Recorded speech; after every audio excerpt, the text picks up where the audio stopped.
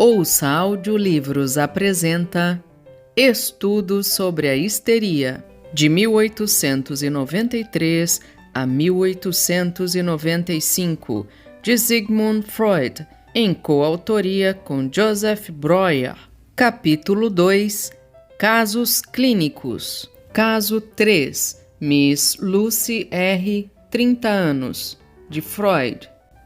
No final de 1892, um colega amigo me encaminhou uma jovem dama, de quem tratava em virtude de uma rinite supurativa cronicamente recorrente.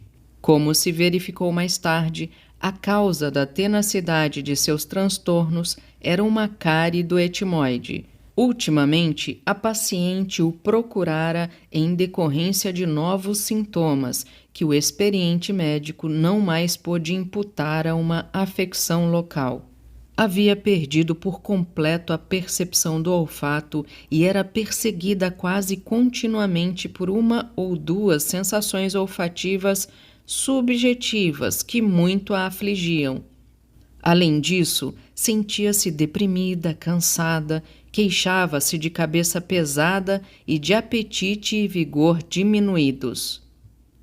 A jovem dama, que vivia como preceptora na casa de um diretor de fábrica nos arredores de Viena, visitava-me em meus horários de consulta, de tempos em tempos. Era inglesa, de constituição delicada, de pele escassamente pigmentada e, exceto pela afecção do nariz, saudável. Suas primeiras comunicações confirmaram as indicações do médico. Sofria de abatimento do ânimo e fadiga, era atormentada por sensações olfativas subjetivas e apresentava, como sintoma histérico, uma analgesia geral bastante nítida, com sensibilidade tátil intacta. Num exame grosseiro, com a mão, os campos de visão não revelavam nenhuma redução. O interior do nariz mostrava-se completamente analgésico e sem reflexo. Contatos eram sentidos, mas a percepção desse órgão sensorial encontrava-se suspensa, tanto para estímulos específicos como para outros. Amoníaco, ácido acético.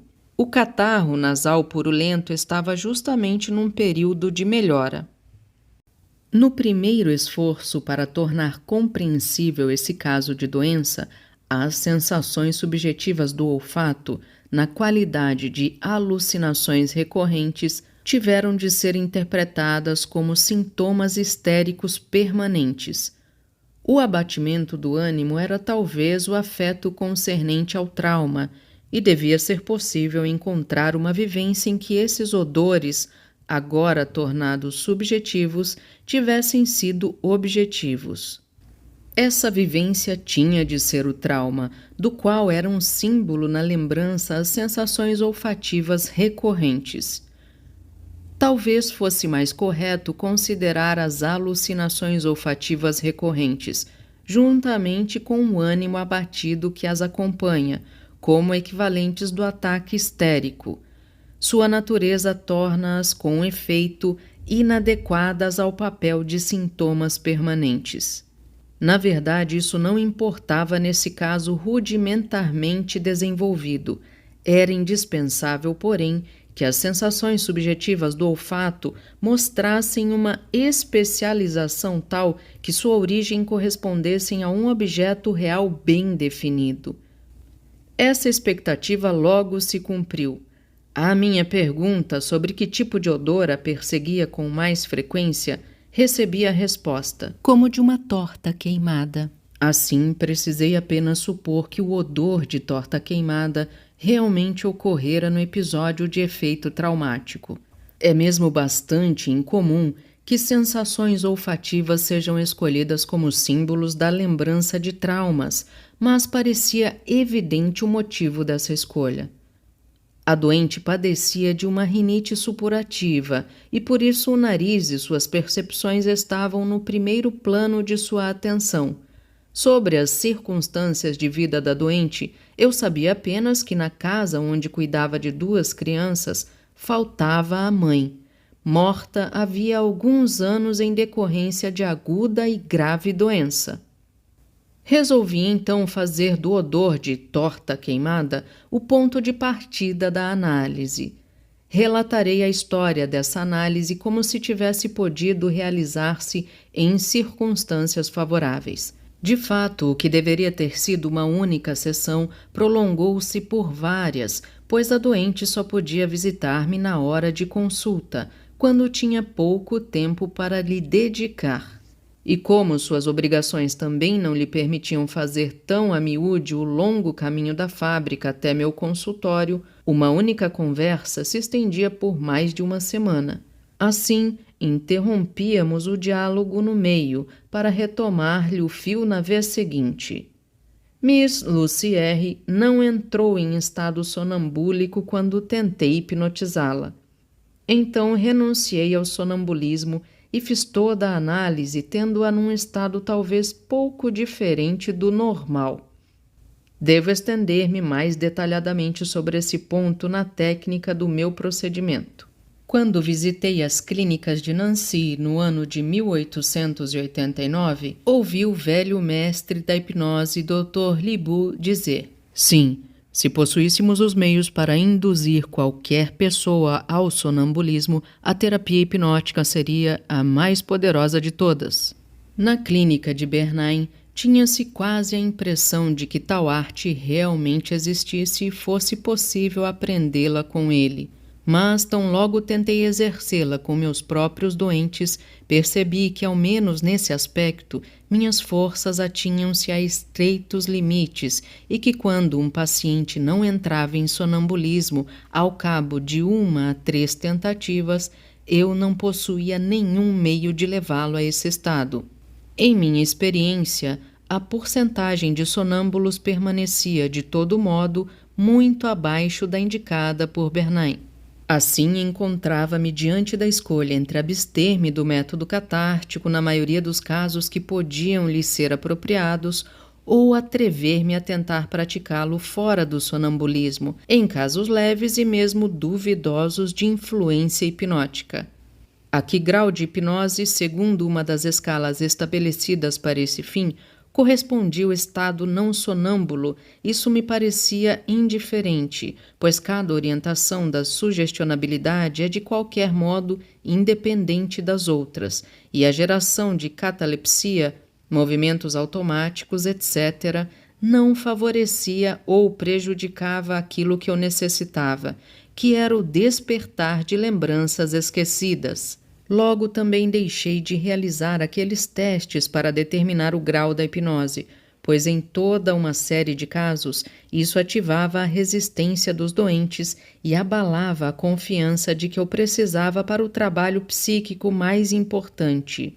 Além disso, ao assegurar e ordenar: "Você dormirá, durma", logo me cansei de sempre escutar nos graus mais leves de hipnose a objeção: "Mas, doutor, eu não durmo", para então ter que fazer a distinção demasiado delicada. Não me refiro certamente ao sono comum, refiro-me à hipnose. Veja, você está hipnotizada, não pode abrir os olhos, etc. Aliás, não preciso absolutamente do sono, etc. Estou mesmo convencido de que muitos de meus colegas na psicoterapia sabem sair dessas dificuldades com mais habilidade do que eu. Talvez procedam então de modo diverso.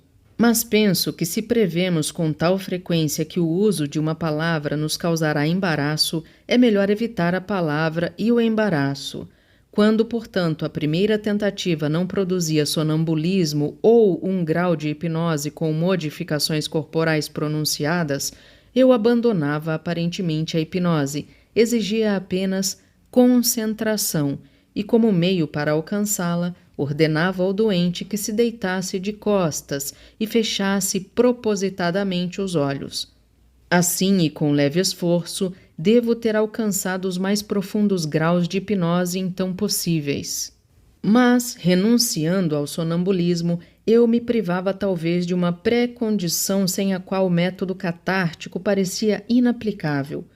Com efeito, ela se baseava em que os doentes, no estado de consciência modificado, dispunham de lembranças e reconheciam conexões que supostamente inexistiam em seu estado normal de consciência. Quando não havia ampliação sonâmbula da memória, tinha que faltar também a possibilidade de estabelecer uma determinação causal que o doente apresentasse ao médico como algo que lhe era desconhecido. E são justamente as lembranças patogênicas que de fato faltam por completo à memória dos doentes em seu estado psíquico habitual, ou aí estão presentes apenas de forma extremamente sumária.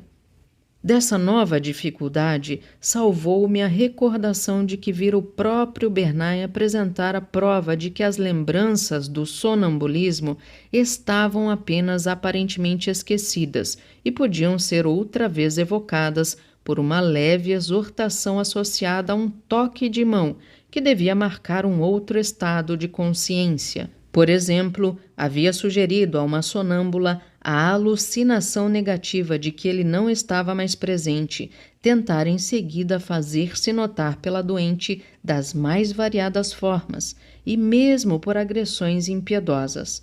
Não conseguiu. Uma vez desperta, exigiu que ela lhe dissesse o que ele lhe havia feito, enquanto pensava que estava ausente.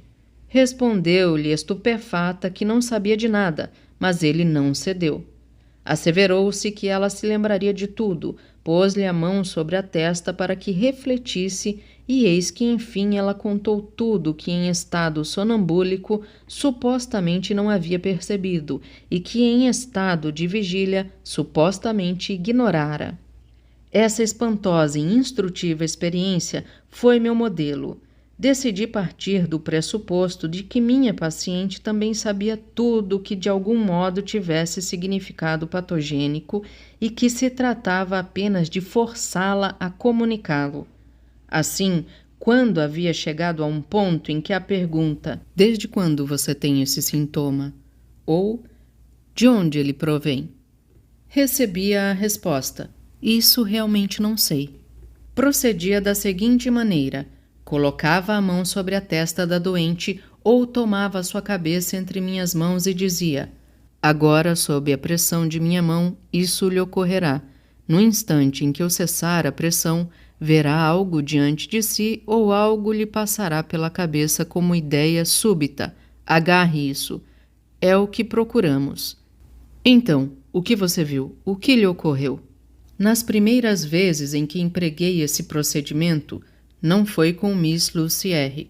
Eu mesmo me admirei de que ele me proporcionasse exatamente o que eu precisava, e posso dizer, desde então quase nunca me faltou, sempre me mostrou o caminho que minha investigação devia percorrer e possibilitou-me conduzir toda a análise desse tipo até o fim, sem sonambulismo. Tornei-me pouco a pouco tão ousado que aos pacientes que me davam como resposta "Não vejo nada" ou "Nada me ocorreu", eu declarava: "Isso não é possível." Seguramente tinham se dado conta de coisa certa, mas não acreditaram que o fosse e haviam-na rejeitado.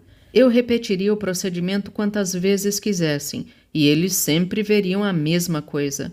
De fato, acabei por ter razão todas as vezes. Os doentes ainda não tinham aprendido a deixar sua crítica repousar. Haviam rejeitado a lembrança emergente ou a ideia que os assaltara porque a tomaram por inútil, uma perturbação interveniente, mas depois que a comunicavam, sempre se verificava que era a certa.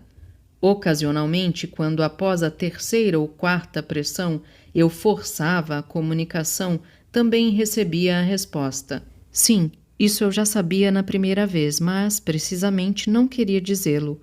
Ou achava que não fosse isso.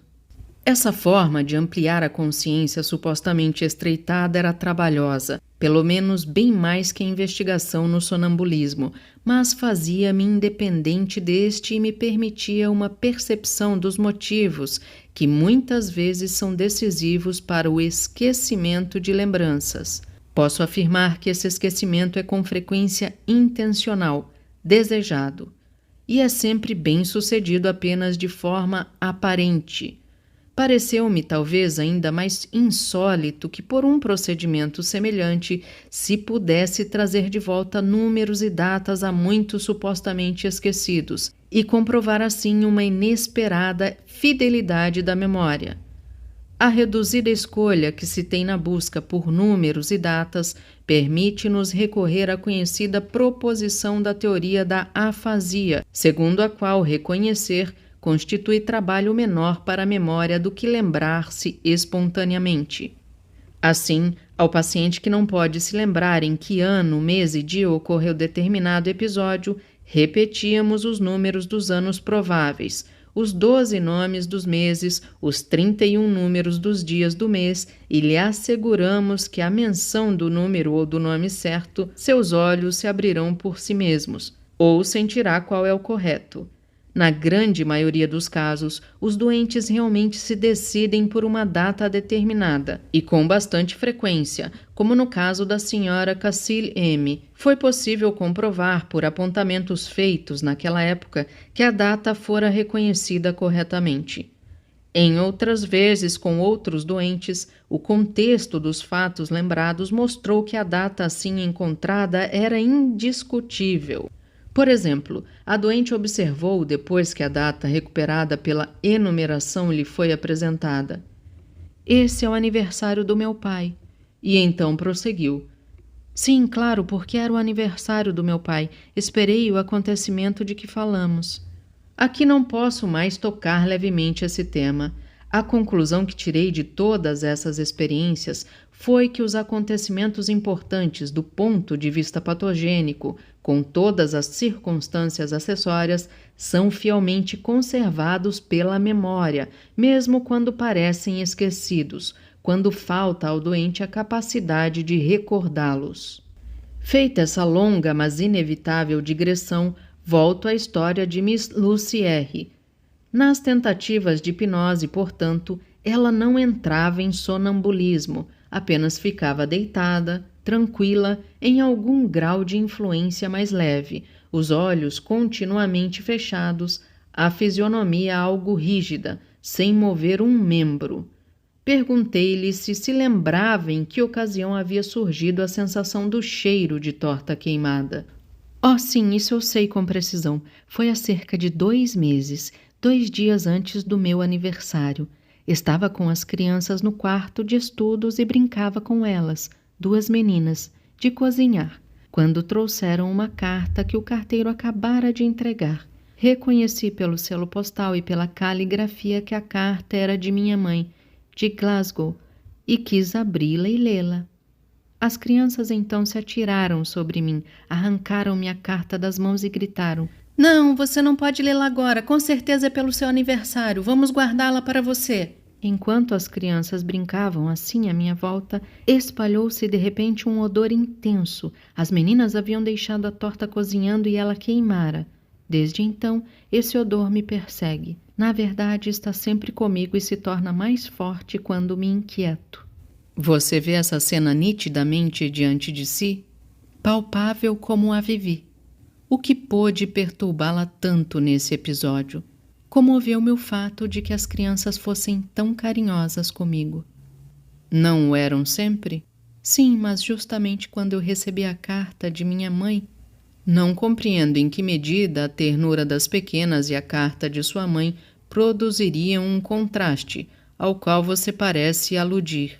É que tinha a intenção de viajar para a casa de minha mãe e afligia-me tanto o coração abandonar essas crianças queridas.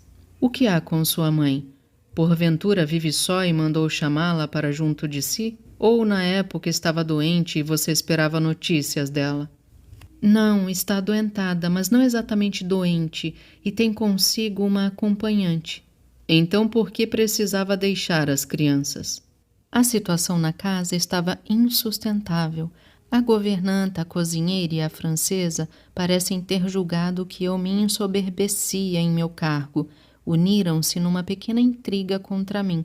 Contaram ao avô das crianças toda a sorte de coisas a meu respeito, e não encontrei nos 2 senhores o apoio que esperava quando me queixei a eles.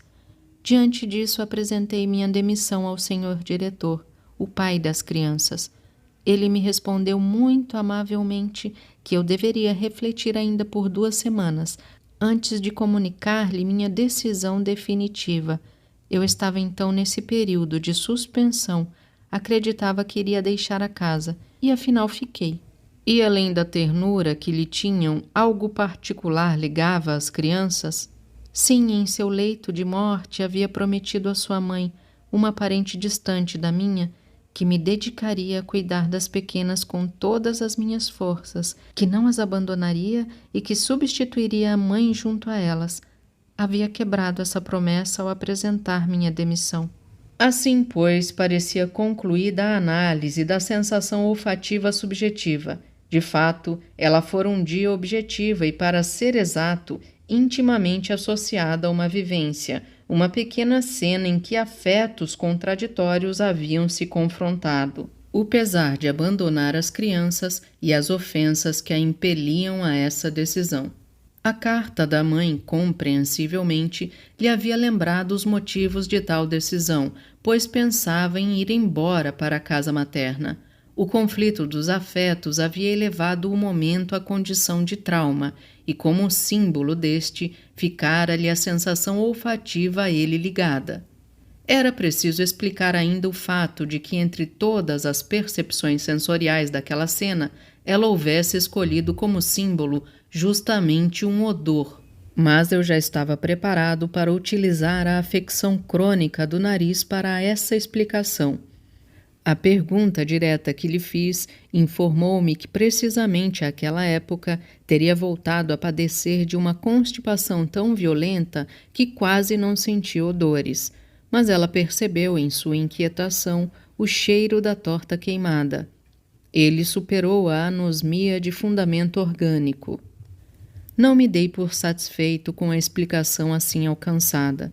Tudo parecia bastante plausível, mas algo me faltava, um motivo aceitável para que essa série de excitações e esse conflito dos afetos tivessem que conduzir precisamente à histeria. Por que tudo isso não permaneceu no terreno da vida psíquica normal? Em outras palavras, o que justificava a conversão neste caso?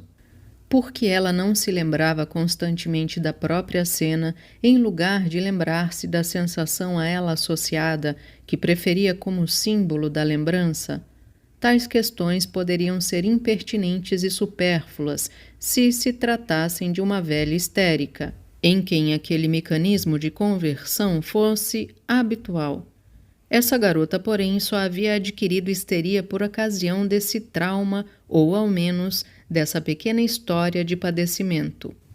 Ora, pela análise de casos semelhantes, eu já sabia que para a aquisição de uma histeria, uma condição psíquica é indispensável, a saber que uma ideia seja intencionalmente afastada da consciência e excluída da elaboração associativa. Nessa repressão intencional vejo também um motivo para a conversão da soma de excitação, seja ela total ou parcial. A soma de excitação, não devendo entrar em associação psíquica, encontra mais facilmente o caminho errado para uma inervação corporal. O motivo da própria repressão só podia ser uma sensação de desprazer, a incompatibilidade da ideia ser reprimida com a massa de ideias dominantes no eu. Mas a ideia reprimida vinga-se, tornando-se patogênica. Assim, do fato de Miss Lucy R. ter sucumbido naquele momento à conversão histérica, tirei a conclusão de que, entre os pressupostos daquele trauma, devia haver um que ela deliberadamente deixava obscuro, que se empenhava em esquecer. Juntando a ternura pelas crianças e a suscetibilidade para com as outras pessoas da casa, apenas uma interpretação seria admissível. Tive a coragem de comunicá-la à paciente. Disse-lhe: "Não acredito que essas sejam todas as razões para seu sentimento em relação às 2 crianças. Antes presumo que esteja apaixonada por seu patrão, o diretor, talvez sem se dar conta disso você mesma, e que alimente em si a esperança de ocupar efetivamente o lugar da mãe. A isso acrescenta-se ainda o fato de ter se tornado tão suscetível em relação aos empregados, com os quais convivera pacificamente durante anos. Você teme que eles percebam algo de sua esperança e zombem de você por isso. Respondeu-me no estilo lacônico. Sim, creio que é isso. Mas se você sabia que ama o diretor, por que não me disse? Não o sabia de fato, ou melhor, não queria sabê-lo, queria tirar isso da minha cabeça. Nunca mais pensar a respeito. Creio, aliás, tê-lo conseguido nesses últimos tempos. Por que você não queria confessar essa inclinação? Você se envergonhava de amar um homem? Oh, não sou tolamente pudica. Por sentimentos não somos de modo algum responsáveis. Isso me era penoso apenas por ser ele o patrão a quem sirvo, em cuja casa vivo, em relação ao qual não sinto em mim, como em relação ao outro, uma independência total, e porque sou uma garota pobre e ele um homem rico de família distinta. De certo as pessoas ririam de mim, se suspeitassem de alguma coisa. Não encontro agora nenhuma resistência para elucidar a origem dessa inclinação. Ela conta-me que viver os primeiros anos na casa serenamente e cumprir as suas obrigações sem que lhe ocorressem desejos irrealizáveis. Uma vez, porém, o senhor sério, superocupado, em geral sempre reservado em relação a ela, começou uma conversa sobre as exigências da educação infantil. Tornou-se mais suave e afável que de ordinário. Falou-lhe de como contava tanto com ela no cuidado às suas filhas órfãs e, ao dizê-lo, olhou-a de um modo particular. Nesse instante ela começou a amá-lo e a cultivar a alentadora esperança que nasceu naquela conversa. Apenas quando nada mais sucedeu e não obstante sua expectativa e espera, nenhuma outra hora íntima de troca de ideias ocorreu.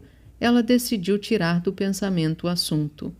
Dá-me inteira razão em que aquele olhar, no contexto da conversa, se dirigia certamente à lembrança de sua falecida mulher, e vê com total clareza que sua inclinação por ele não tem nenhuma perspectiva. Esperava dessa conversa uma profunda transformação de seu estado, a qual, entretanto, não ocorreu naquele momento. Ela continuou deprimida e mal-humorada. Um tratamento hidropático que lhe prescrevi simultaneamente revigorava-a um pouco pela manhã.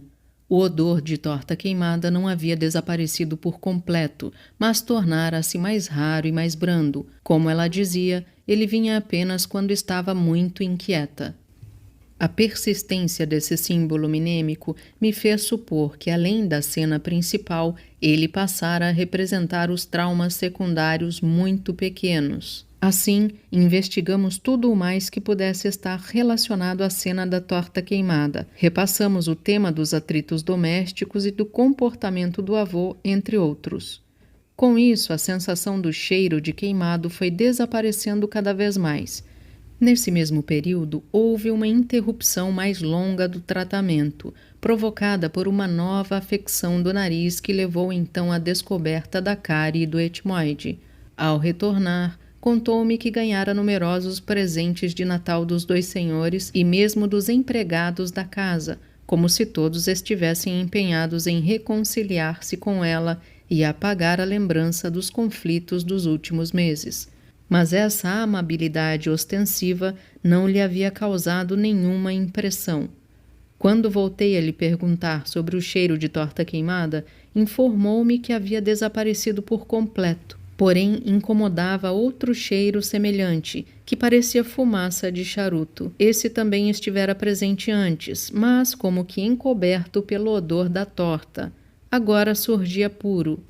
Eu não estava muito satisfeito com o resultado da minha terapia. Sucedera, pois, o que sempre se imputa a uma terapia meramente sintomática. Um sintoma fora removido apenas para que um novo pudesse tomar o lugar desocupado. Entretanto, iniciei prontamente a eliminação analítica desse novo símbolo minêmico. Dessa vez, porém, ela não sabia de onde provinha a sensação subjetiva do olfato, em que ocasião importante ela fora objetiva. Fuma-se todos os dias em nossa casa, ela disse. Realmente não sei se o odor que sinto representa uma ocasião especial. Insisti então em que, sob a pressão de minha mão, tentasse se lembrar. Já mencionei que suas lembranças tinham vivacidade plástica, que ela era uma visual. De fato, sob minha instância, emergiu-lhe uma imagem, de início vacilante e apenas fragmentária. Era a sala de jantar de sua casa, onde esperava com as crianças até que os senhores viessem da fábrica para o almoço. Agora estamos todos sentados em volta da mesa, os senhores, a francesa, a governanta, as crianças e eu. Mas é como em todos os dias. Apenas continue a olhar a imagem, ela vai se desenvolver e ficar mais específica. Sim, há um convidado, o contador-chefe, um velho senhor que ama as crianças como se fossem seus próprios netos, mas ele vem com muita frequência para o almoço. Isso também não é nada especial. Apenas tenha paciência e olhe para a imagem. Algo seguramente acontecerá. Nada acontece. Nós nos levantamos da mesa, as crianças devem se despedir e em seguida, como todos os dias, sobem conosco ao segundo andar. E então? De fato é mesmo uma ocasião especial, agora reconheço a cena. Quando as crianças se despedem, o contador-chefe quer beijá-las. O patrão se exaspera e grita-lhe abertamente: "Não beije as crianças!" Isso me dá uma pontada no coração e como os senhores já fumavam, fica-me na memória a fumaça dos charutos. Essa era, portanto, a segunda cena, situada mais no fundo, que havia atuado como trauma e deixara atrás de si um símbolo minêmico. Mas de onde provém a eficácia dessa cena? Perguntei-lhe: o que é anterior no tempo, esta cena ou a da torta queimada?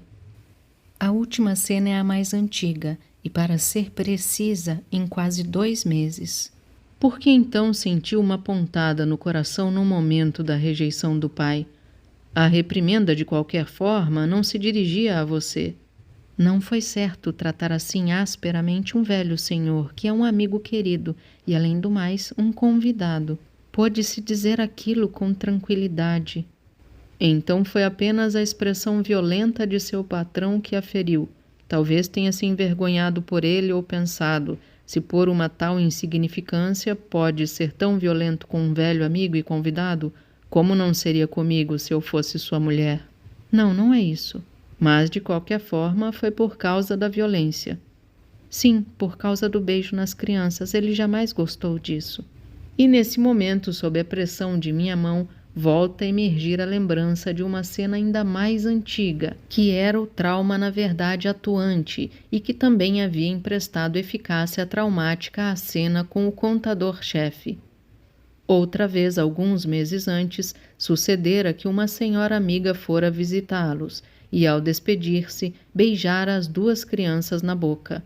O pai, que estava presente, conteve-se muito bem para não dizer nada à dama, porém, quando ela partiu, sua fúria irrompeu sobre a infeliz preceptora. Declarou-lhe que a responsabilizaria se alguém beijasse as crianças na boca, que era sua obrigação não tolerar isso e incorreria em negligência de seus deveres se o consentisse. Se isso voltasse a acontecer, ele confiaria a educação das crianças a outras mãos. Era a época em que ela ainda se acreditava amada e esperava por uma repetição daquela primeira conversa amigável. Essa cena minou suas esperanças. Disse a si mesma: se por um assunto tão pequeno em que, além do mais, sou completamente inocente, ele pode exasperar-se comigo desse modo e fazer-me tais ameaças, então me enganei. Ele nunca teve por mim um sentimento mais cálido. Este lhe teria ensinado a mostrar consideração. Foi evidentemente a lembrança dessa cena penosa que lhe veio quando o contador-chefe quis beijar as crianças e o pai o repreendeu. Quando, 2 dias depois dessa última análise, Miss Lucy voltou a me visitar, tive de perguntar-lhe o que lhe acontecera de venturoso. Ela parecia transfigurada, sorria e trazia a cabeça erguida. Por um instante pensei que afinal tivesse julgado erroneamente as circunstâncias e, de preceptora das crianças que era, tornara-se agora a noiva do diretor. Mas Miss Lucy afastou minhas suspeitas. Nada ocorreu absolutamente. Você não me conhece mesmo, só me viu doente e mal-humorada. De ordinário, sou sempre muito alegre. Ontem, pela manhã, ao despertar, a pressão havia desaparecido e desde então me sinto bem. E o que pensa de suas perspectivas na casa? Estou claramente ciente de que não tenho nenhuma e não ficarei infeliz por isso. E agora você se entenderá com as pessoas da casa. Creio que a maior parte do que houve se deveu à minha suscetibilidade. E você ainda ama o diretor? Amo-o seguramente, mas isso já não me perturba. Posso pensar e sentir comigo mesmo o que quiser. Examinei então seu nariz e encontrei sua sensibilidade à dor irreflexa quase inteiramente restabelecida. Também distingui odores, mas insegura e apenas quando eram mais intensos. Porém, devo deixar em aberto a questão de que em que medida a afecção do nariz participava nessa anosmia. Todo o tratamento se estendera por 9 semanas. 4 meses mais tarde, encontrei casualmente a paciente numa de nossas estâncias de verão. Ela estava alegre e confirmou a persistência de seu bem-estar. Epícrise. Não quero subestimar o caso de doença aqui relatado, ainda que ele corresponda a uma histeria leve e pequena e tenha poucos sintomas. Pelo contrário, parece-me instrutivo que também uma enfermidade assim, pobre como neurose, necessite de tantos pressupostos psíquicos, e numa apreciação mais cuidadosa dessa história clínica, sinto-me tentada a vê-la como um modelo de um tipo de histeria, a saber, a forma de histeria que mesmo uma pessoa sem carga hereditária pode adquirir mediante vivências apropriadas a isso. Bem entendido, não falo de uma histeria independente de toda predisposição. Tal histeria provavelmente não existe, mas desse tipo de predisposição falamos apenas quando a pessoa já se tornou histérica, nada a revelava antes disso. A predisposição neuropática, tal como de hábito a compreendemos, é algo diverso. Antes do aparecimento da doença, já está determinada pelo montante de carga hereditária ou pela soma de anormalidades psíquicas individuais. Tanto quanto estou informado, não se verificava em Miss Lucy R. nenhum indício desses 2 fatores. Sua histeria, portanto, pode ser designada como adquirida e não pressupõe nada além da aptidão, provavelmente muito disseminada para adquirir histeria, aptidão essa que ainda não sabemos caracterizar. Em tais casos, porém, a ênfase principal recai sobre a natureza do trauma, em combinação, naturalmente, com a reação da pessoa a ele. Revela-se condição imprescindível à aquisição da histeria que se produza uma relação de incompatibilidade entre o eu e uma ideia que dele se aproxima. Espero poder mostrar em outro lugar como diferentes perturbações neuróticas resultam dos diferentes procedimentos que o eu adota para se livrar dessa incompatibilidade. A forma histérica de defesa, para a qual se requer justamente uma aptidão especial, consiste na conversão da excitação numa inervação corporal, e o benefício então é que a ideia incompatível é impelida para fora da consciência do eu. Esta contém a reminiscência corporal gerada com a conversão, em nosso caso as sensações subjetivas de odor, e sofre com um afeto que, de modo mais ou menos nítido, liga-se precisamente a essas reminiscências. A situação assim criada não pode mais se modificar, pois a contradição que teria exigido a resolução do afeto é anulada pela repressão e conversão. Assim, por um lado, o mecanismo que produz a histeria corresponde a um ato de hesitação moral. Por outro, apresenta-se como um dispositivo de proteção que se acha às ordens do eu. Há não poucos casos em que é preciso admitir que a defesa contra o crescimento de excitação pela produção de histeria foi mesmo então a coisa mais apropriada. Com mais frequência se chegará naturalmente à conclusão de que um grau maior de coragem moral teria sido uma vantagem para o indivíduo.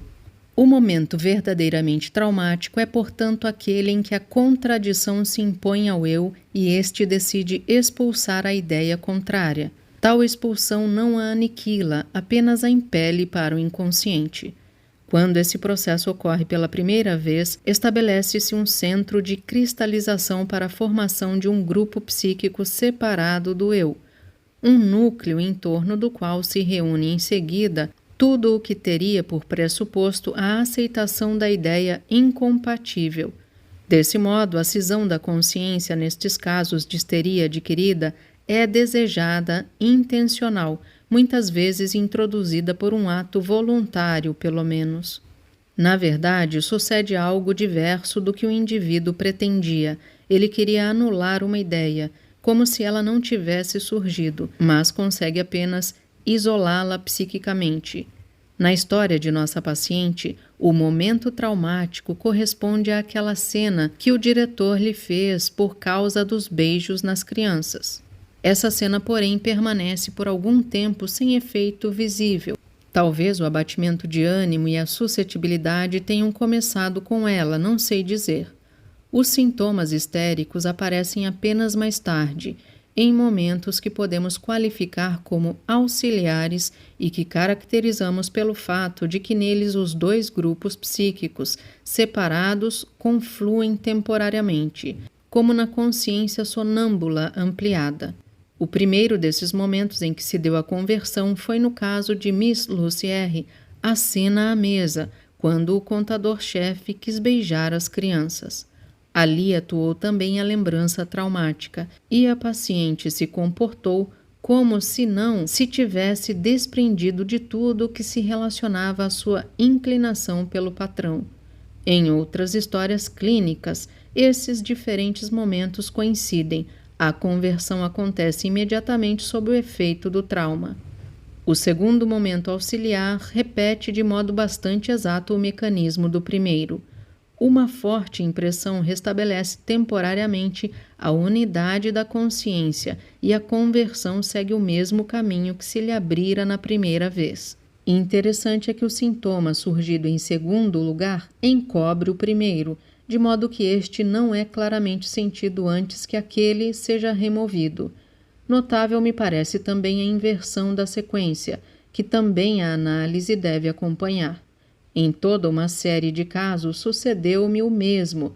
Os sintomas surgidos mais tarde encobriram os primeiros, e somente o último alcançado pela análise continha a chave de tudo. A terapia consistiu aqui na coação que impôs a união do grupo psíquico separado com a consciência do eu. Estranhamente, o êxito não seguiu paralelamente à extensão do trabalho realizado. Apenas quando o último fragmento foi resolvido, sobreveio de repente a cura. Ouça audiolivros. Obrigada por ouvir.